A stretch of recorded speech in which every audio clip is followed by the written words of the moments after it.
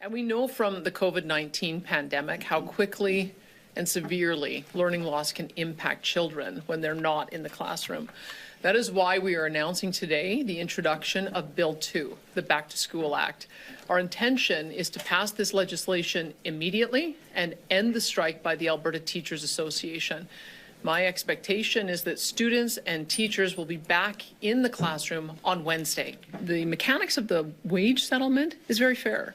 As I mentioned before when I've been asked about this, the new pay grid will allow for teachers to start at $70,000, going all the way up to $119,000, depending on the number of years of service and education.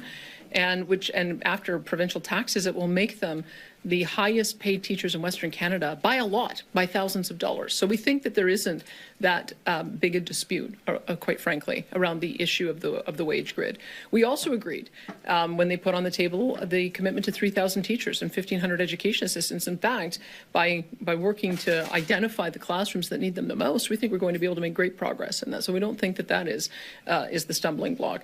The issue is an arbitrary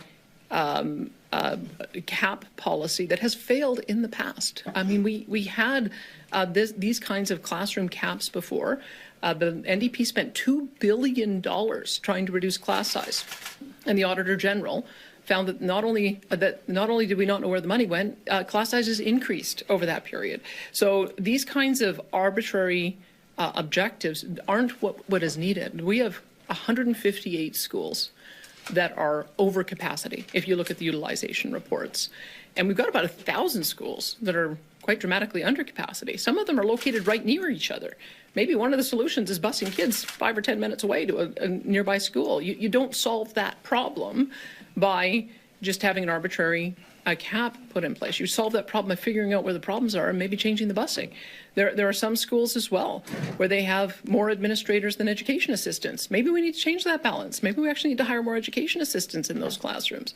And there are some classrooms that are very complex that don't even have any education assistants or ELL learning specialists. So we're going to hold our school boards to account. We have delegated this authority to them in the past. We're disappointed that with the resources we've given them, they haven't made the funding allocations that have addressed these problems. So we're going to help them.